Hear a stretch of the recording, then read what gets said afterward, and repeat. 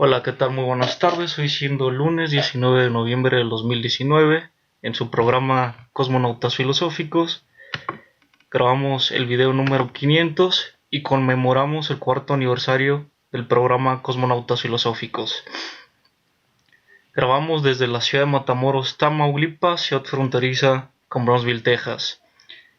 Hoy tenemos a un gran invitado que está muy en boga en Europa, al filósofo, il dottor Diego Fusaro. Buonasera, un caro saluto a tutto il Messico da Diego Fusaro. Vamos a pasar a leer su currículum. Licenciado en Historia de la Filosofía por la Universidad de Turín. Doctor en Filosofía de la Historia por la Universidad Vita Salute de San Raffaello de Milán. Es profesor de Historia de Filosofía en el Instituto de Altos Estudios Estratégicos y Políticos de Milán. Fundó la revista Interés Nacional y aquí mencionaremos algunos libros que han sido traducidos al español. Marx, Epicuro y el origen del materialismo filosófico, Europa y capitalismo. Marx, de nuevo el espectro vuelve, Farmacia de Epicuro, Filosofía y capitalismo. Son algunos libros de los que se han traducido al español. No, pero bienvenido al programa. Es un gran acontecimiento para cosmonautas filosóficos.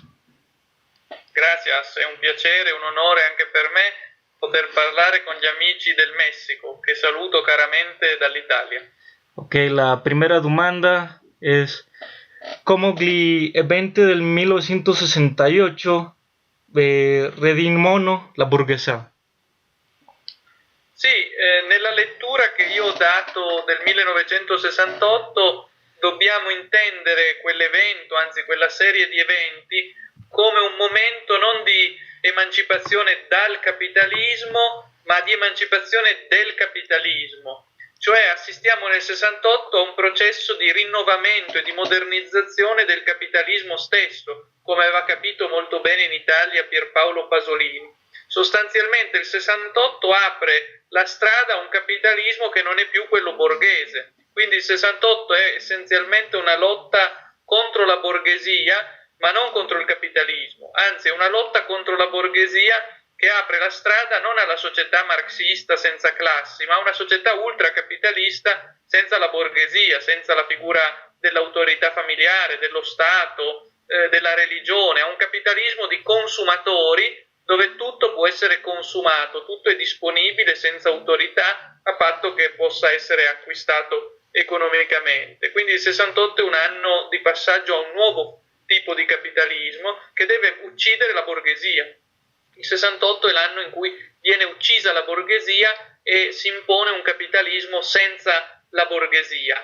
E questo emerge molto bene negli scritti in Italia di Pierpaolo Pasolini e in Francia di Clouscar, che parlava di capitalismo della seduzione. Dopo il 68 entra in scena un capitalismo della seduzione, pubblicitario, consumistico, che non è più quello poliziesco della gendarmerie. È il capitalismo di tipo permissivo e per consumatori che deve uccidere la borghesia. La seconda domanda, come la caduta del muro di Berlino nel 1989 struttura l'economia?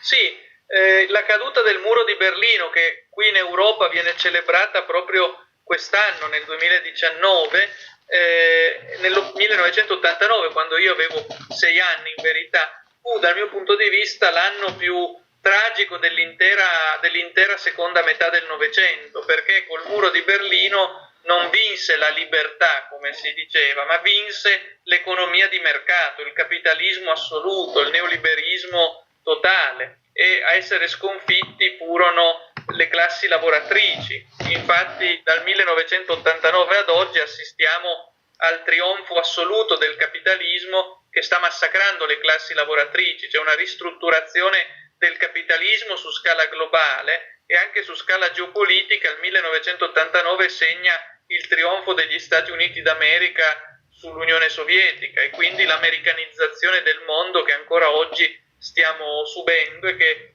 fino al 1989 era congelata dalla guerra fredda. L'Unione Sovietica frenava l'avanzata del capitalismo, che dopo il 1989 ha ripreso a trionfare con guida americana statunitense. Quindi il 1989 può essere festeggiato solo dalla classe dominante, non certo dalle classi lavoratrici di tutto il mondo, che anzi devono mettere l'abito di lutto, come si dice, nel 1989 e oggi, quando viene celebrato l'anniversario della caduta del muro di Berlino. Dopo il 1989 vince il capitalismo assoluto, come dicevo, con centralità assoluta del mercato, centralità assoluta degli Stati Uniti d'America, perdita dei diritti e delle conquiste delle classi lavoratrici e così via. La tercera domanda, cos'è la monarchia universale?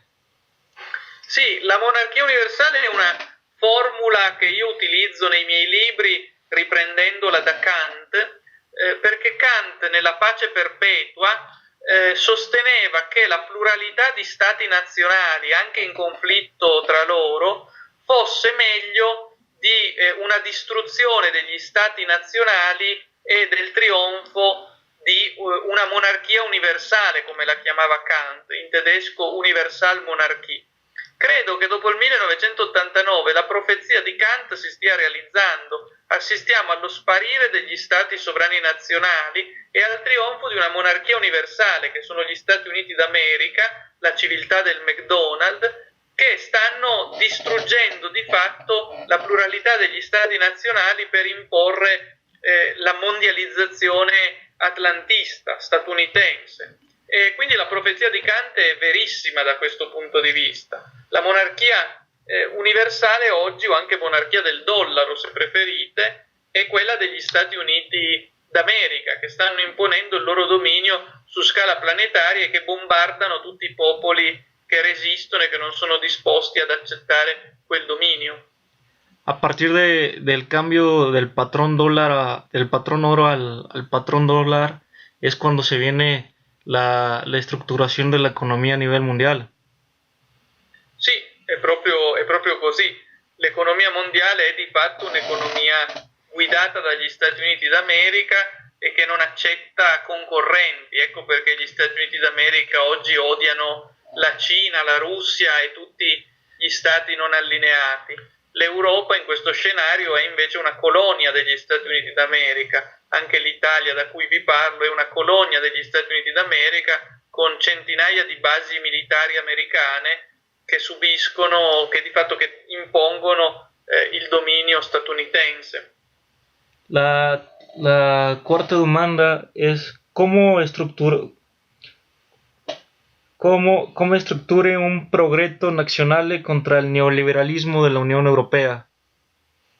Sì, io nel mio libro Europa e capitalismo ho sostenuto l'esigenza di abbandonare l'Unione Europea, di distruggere l'Unione Europea, che è di fatto un progetto neoliberista. L'Unione Europea è il primato di una banca, la Banca Centrale Europea, contro le classi lavoratrici europee, è il trionfo del capitalismo dopo il 1989. Infatti l'Unione Europea si fonda di fatto nel 1992, quando il muro di Berlino era caduto essenzialmente da poco tempo. Io credo che contro il modello cosmopolita e globalista dell'Unione Europea ci voglia un modello internazionalista di stati sovrani nazionali solidali e rispettosi delle loro autonomie e differenze. Per questo io propongo l'esigenza di uscire dall'Unione Europea e dalla moneta unica e di ricostruire un'Europa di stati plurali, nazionali, solidali fra loro. Claro, con esta cuestión de la entrada del euro como moneda en común en toda Europa ha subyugado y resquebrajado la soberanía económica nacional de cada país. Sì, esattamente. Ogni paese, noi in Italia avevamo la lira, in Germania avevano il marco, in Grecia avevano le dracme, hanno distrutto le monete nazionali e le banche centrali nazionali per creare una banca centrale europea che non è più di uno Stato nazionale e non è più pubblica ma è privata. Cioè l'euro non è una moneta come le altre, l'euro è la prima moneta in Europa, privata e transnazionale. Gli stati come l'Italia o la Spagna per usare l'euro devono chiederlo in prestito alla banca centrale e quindi si indebitano. È la banca a dettar legge agli stati indebitati. Si rovescia il rapporto fra politica ed economia perché ora nell'Unione Europea la banca centrale sta sopra gli stati nazionali e impone ad essi le riforme liberiste e privatizzatrici. Claro, en Frankfurt, en Alemania, Angela Merkel es la que tiene el control económico europeo, con las Sì. reformas que se aplican en cada Estado nacional. Sì, infatti la Germania l'Unione Europea è a guida tedesca, è germanocentrica l'Unione Europea, è ciò che la Merkel desidera essenzialmente. Per questo l'Inghilterra vuole uscire e non è mai del tutto entrata nell'Unione Europea, perché la Thatcher, che pure era liberista, aveva capito che l'Unione Europea sarebbe stata sì liberista, ma a guida tedesca e non inglese. Per cui quello che i tedeschi non sono riusciti a fare con il nazismo, cioè occupare l'Europa tutta, stanno riuscendo a farlo oggi con l'Unione Europea tramite le leve del debito e della finanza. Claro, por eso vemos este tipo de cuestión de movimientos nacionalistas a partir del retiro de la Unión Europea de Boris Johnson por parte de Inglaterra. Sì, è un movimento liberista in realtà, perché Johnson è un conservatore liberista che però vuole uscire dall'Unione Europea perché ha capito che l'Unione Europea non porta vantaggi all'Inghilterra ma solo alla Germania essenzialmente, quindi l'uscita, già la Thatcher era contro l'euro e l'Unione Europea, l'Inghilterra è un paese a trazione liberista che non vuole l'Unione Europea, ma non per ragioni socialiste come invece sono quelle per cui non la vogliamo noi, ma per ragioni di altro tipo, di ordine liberista essenzialmente. La siguiente pregunta, ¿por qué la sinistra postmoderna gli interessi del capitale? Sì, questa è una domanda interessante. Io parlo a tal riguardo di sinistre postmoderne, post-marxiste, nemiche di Marx, di Gramsci e di Lenin, che hanno assunto il punto di vista del capitale. Cioè oggi ciò che la classe dominante liberista vuole, la sinistra cosmopolita, fucsia e arcobaleno giustifica sul piano teorico. La destra liberista e finanziaria vuole abbattere gli stati nazionali per creare il mondo unificato del mercato capitalistico. La sinistra cosmopolita, fucsia, anziché rivendicare la sovranità nazionale come luogo delle lotte sociali e dei diritti, dice che lo Stato nazionale è fascista o nazista e deve essere abbattuto. Ancora, la destra liberista vuole l'immigrazione di massa per avere dall'Africa individui da far lavorare a costo basso e con i quali abbassare la forza lavoro di tutti. La sinistra cosmopolita, anziché denunciare questo, vuole più immigrazione e dice che chi si oppone a questi processi è razzista e xenofobo. Cioè essenzialmente tutto ciò che la destra vuole, la sinistra cosmopolita giustifica. Le sinistre oggi non sono la soluzione ma sono il problema, ecco perché come sostenevo anche nel mio libro su Gramsci e in quello su Marx, bisogna ripartire da Gramsci e da Marx e quindi andare contro le odierne sinistre. La izquierda fundamentalista o posmoderna en esta cuestión ha dejado de tener una dialéctica de marxismo-leninismo por una cuestión de cambiar su lenguaje hacia los oprimidos. Sì, il marxismo leninista ad esempio era contro l'imperialismo, le sinistre postmoderne e fucsia sono a favore dell'imperialismo dei diritti umani statunitense e da questo punto di vista sono ancora una volta allineate con la mondializzazione capitalistica. Bisogna distinguere attentamente, secondo me, il marxismo rosso di Marx, di Lenin e di Gramsci, che è buono e giusto, dal cosmopolitismo fucsia e arcobaleno delle sinistre, che è il principale nemico contro cui bisogna combattere oggi, perché è il terreno ideale per il capitalismo globale. Ecco perché la lotta di Lenin contro l'imperialismo è importante, come la lotta di classe di Marx e di Gramsci è importante, e le sinistre hanno abbandonato tutto questo per assumere il punto di vista del padrone globalista. ¿Cuál es la situación política actualmente en Italia con el gobierno de Five Liga Star de Salvini? Il governo di 5 Stelle e Salvini è caduto in Italia ad agosto, adesso non c'è più Salvini al governo, c'è un governo che non è più giallo-verde, come era quello dei 5 Stelle di Salvini, ma è diventato giallo-fucsia, perché ci sono i 5 Stelle insieme alle sinistre fucsie cosmopolite, ed è un governo che sta facendo tutto ciò che vuole la classe dominante finanziaria, quindi stanno tassando i lavoratori, stanno tutelando gli interessi delle multinazionali, stanno facendo tutto ciò che la destra liberista vuole e che la sinistra cosmopolita a sua volta giustifica. Il governo giallo-verde di Salvini e del 5 Stelle, che pure aveva dei suoi limiti, era sicuramente preferibile rispetto a questo perché era meno allineato rispetto ai voleri della finanza cosmopolitica. ¿Cuál es su opinión acerca de los pactos comerciales que tienen con China? Ma io penso che l'Italia e l'Europa dovrebbero guardare alla Cina e alla Russia in direzione eurasiatista, come si dice qui da noi, e abbandonare il più possibile Washington e gli Stati Uniti. Penso che il nemico principale sul piano geopolitico siano gli Stati Uniti d'America e che invece la Cina e la Russia siano, potremmo dire, stati interessanti a cui guardare, non per sottomettersi alla Russia o alla Cina, ma per cercare un dialogo che ci liberi dalla colonizzazione statunitense. Ecco perché il governo di Salvini e dei 5 Stelle aveva provato a guardare alla Russia e alla Cina. Il governo odierno, che è giallo e fucsia, invece guarda solo agli Stati Uniti d'America e non ha alcun interesse a guardare realmente alla China e alla Rusia. Claro, en este proyecto que está estableciendo, estructurando Xi Jinping en Europa en cuestión del BRI, la ruta de la seda, Sí. se está estructurando este proyecto frente al proyecto neoliberal de la Unión Europea, junto con Serbia, Hungría, Austria e Italia.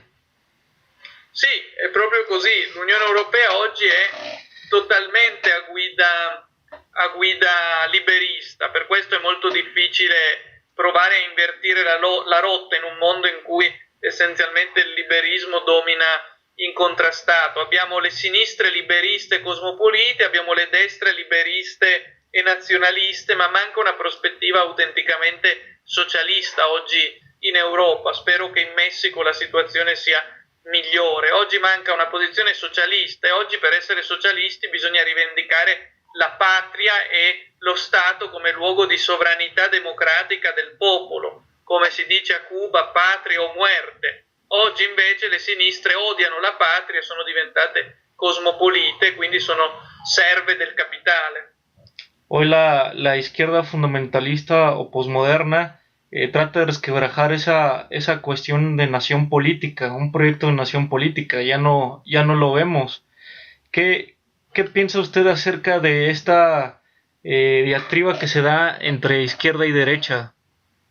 Esta confusión. Io penso che destra e sinistra avessero un grande valore nella modernità. Solitamente si fa partire dalla rivoluzione francese la dicotomia, la diade destra e sinistra. Credo però che abbia esaurito la sua forza propulsiva ed ermeneutica, la dicotomia tra destra e sinistra, nella misura in cui oggi destra e sinistra hanno la stessa visione del mondo, con mercato capitalistico e Stati Uniti d'America, che non vengono messi in discussione. Oggi bisogna abbandonare al loro destino la destra e la sinistra e creare un nuovo fronte politico, una nuova geografia spaziale della politica che veda contrapposto il basso contro l'alto, i popoli contro le elite capitalistiche.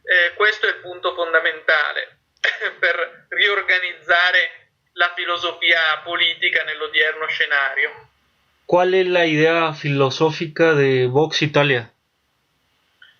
Vox Italia ha un'idea filosofica essenzialmente, la definirei così, che si ispira filosoficamente a Hegel e a Marx. Da Hegel riprendiamo l'elemento borghese dell'eticità, la Sittlichkeit in termini hegeliani, l'idea della famiglia, della dimensione pubblica, dello Stato sovrano nazionale. E da Marx riprendiamo l'elemento proletario invece della lotta contro il capitalismo in nome di una società emancipata. Ma oggi per lottare contro il capitalismo, cioè per avere Marx, è necessario avere lo Stato nazionale, valorizzare la famiglia, la dimensione del pubblico, scuola, sindacati, ospedali, cioè bisogna avere anche Hegel. Oggi per essere marxisti bisogna essere totalmente hegeliani, questo è il punto fondamentale. Vox da questo punto di vista non è né di destra né di sinistra, o se preferite ha idee di sinistra e valori di destra, e cerca di ispirarsi a Hegel e a Marx da questo punto di vista. ¿Cuál es la propuesta política de Vox Italia? ¿Cuál es su proyecto de nación política de Vox Italia? Il progetto politico di Vox Italia è quello di uscire dall'Unione Europea e dall'euro, di uscire come Italia dalla NATO, di tornare a essere sovrani nella politica, nell'economia, nella moneta, nella geopolitica, di cacciare tutte le basi statunitensi dall'Italia e di creare un socialismo democratico nazionale basato sul primato delle classi lavoratrici e dei ceti medi contro i parassiti della finanza globale, che ponga invece al centro il lavoro e le classi che lavorano, in una chiave squisitamente democrática y socialista. ¿Cuál es la diferencia de Vox Italia al de Vox España, que actualmente está en elecciones en aquellos lares? Vox Spagna è un partito liberista, di matrice franchista. Noi da questo punto di vista siamo nemici di Vox Spagna perché noi siamo socialisti e non liberisti. Noi vogliamo uno Stato che governi il mercato e non uno Stato che governi per il mercato. Questa è la differenza fondamentale. Quindi siamo totalmente diversi da Vox Spagna, che anzi è un nostro ideale nemico perché noi siamo socialisti e non liberisti. ¿Cuáles son los principales personajes de Vox Italia? I principali personaggi di Vox Italia sono Francesco Toscano, che ha fondato il partito, e Giuseppe Sottile, che insieme a lui ha fondato il partito. Poi abbiamo nella nostra squadra una serie di intellettuali liberi come Marco Mori, come Francesco Amodeo, come Cosimo Massaro, tante persone con profili culturali diversi, c'è chi è avvocato, chi è invece studioso delle scienze politiche, ma che in comune, anche con diverse vedute, ma che in comune hanno a cuore la sovranità nazionale declinata in chiave democrática y socialista. Claro, la cuestión del, por ejemplo, vemos que en Francia hay un cierto movimiento nacionalista apoyado por María Le Pen en la candidatura. Pero lo della Le Pen è un movimento non socialista come il nostro. Okay. Hay una gran diferencia, además de los otros movimientos nacionalistas que se dan en Hungría con Viktor Orbán o Sebastian Kurz en Austria. Hay esta cuestión de apoyados ideológicamente por Steve Bannon. Sì. Guarda, allora, nell'essenziale direi che il sovranismo e la nazione possono essere declinati in maniere diverse. Ci può essere un sovranismo socialista alla Keynes, o ci può essere un sovranismo liberista alla Thatcher, alla Orban o addirittura alla Pinochet. Vox Italia non ha nulla a che fare con questi sovranismi liberisti, che anzi combatte, ed è invece per un sovranismo socialista e democratico più alla Keynes, che abbia come riferimento le socialdemocrazie, preferiamo Allende a Pinochet, preferiamo Fidel Castro a Orban. Questo è un po' la nostra prospettiva. La stessa Le Pen in Francia è un modello che non è vicino al nostro perché non è socialista. Steve Bannon è essenzialmente un sovranista liberista che guarda con simpatia a Israele. Dal nostro punto di vista Israele è un nemico perché è uno stato imperialista che come gli Stati Uniti d'America mira a imporre la propria egemonia al mondo intero e quindi per noi non è un modello Israele, preferiamo i palestinesi a Israele sicuramente.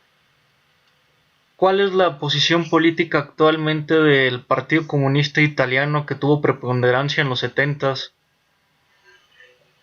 Sì, in Italia abbiamo più partiti di sinistra, tutti cosmopoliti, fucsia e nemici dell'idea di nazione. L'unico che si salva è il Partito Comunista Italiano di Marco Rizzo, che è un partito comunista rosso e non fucsia, con la falce e martello e non con l'arcobaleno, che difende la sovranità nazionale e l'uscita dall'Unione Europea e che per questo le sinistre fucsia dicono che è fascista in verità. Questo è il paradosso della situazione italiana. Chiunque non accetti il cosmopolitismo liberista è identificado como fascista, aunque sea un partido comunista.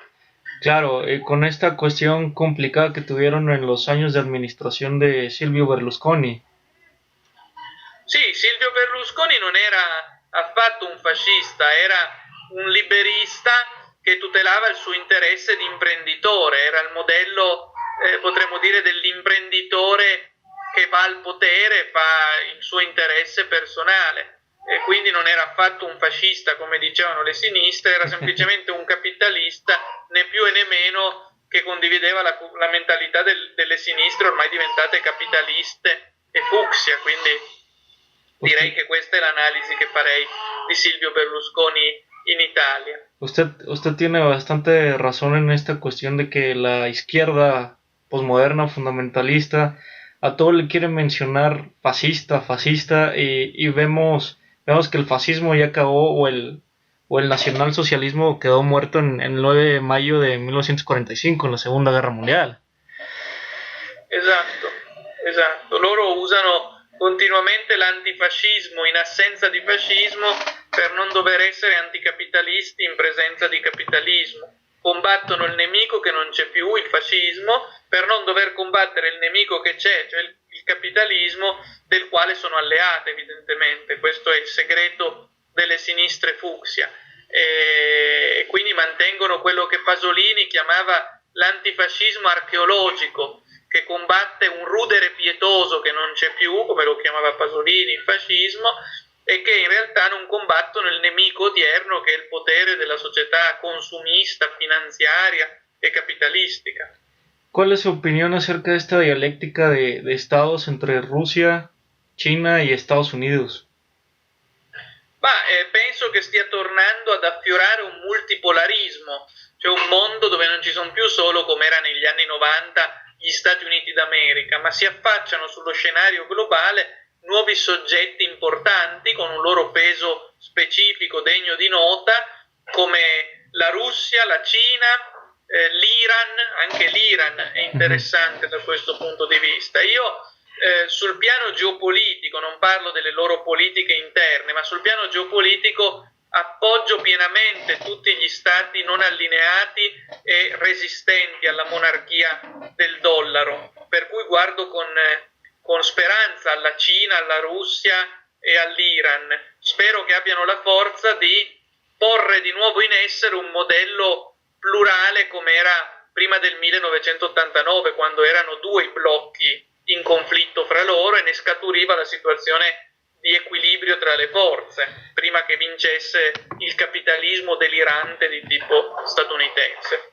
Claro, con esta cuestión que había en 1939 hasta la finalización de la Segunda Guerra Mundial al mando de Stalin frente a ese imperialismo que quería después de resquebrajar a la Unión Soviética y el inicio de la Guerra Fría.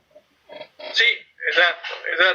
Io dico sempre che peggio del mondo diviso nei due blocchi, sovietico e capitalistico, poteva esserci solo quello che è venuto dopo, cioè il mondo con un unico blocco capitalistico a guida americana, cioè il nostro mondo presente. Claro, con esta cuestión del eurasianismo por parte de Alexander Dugin en Rusia. Che sì, io ho fatto varie conferenze con Dugin qui in Italia, è un filosofo molto interessante che ha scritto la quarta teoria politica, dove prova a pensare al di là dei modelli politici classici, elaborare una nuova filosofia politica che guarda anche al di là della geopolitica così come oggi, quindi è un filosofo molto interessante con cui varrebbe la pena discutere, tra l'altro parla molto bene anche l'italiano e lo spagnolo. Claro, cuando se habla de recuperar la cuestión tradicional frente al liberalismo del capital. Sì, certo che sì, Dugin è sicuramente un filosofo tradizionalista e che in quanto tale si oppone al capitalismo statunitense e lo fa rivalorizzando molti elementi della cultura tradizionale ortodossa russa, riprendendo molti elementi della filosofia italiana anche, e senza dimenticare anche la tradizione socialista russa. Me gustaría, para finalizar la entrevista, ¿cuál es su conclusión acerca del tema de Europa y capitalismo? Ma sì, la mia conclusione è che oggi l'Europa è giunta alla negazione di se stessa. In un mio recente libro uscito a settembre ho titolato il libro Il nichilismo dell'Unione Europea.